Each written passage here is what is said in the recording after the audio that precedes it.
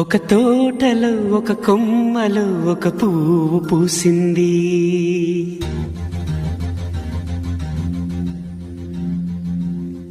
మహారాణిలా మహాలక్ష్మిలా ఆ పువ్వు నవ్వింది.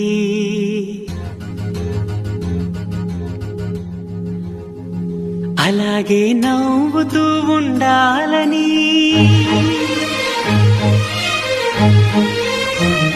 అలాగే నవ్వుతూ ఉండాలని నింగి నేల వాగు వంక చెట్టు చేమ గువగూడు ఆశీర్వదించాయి.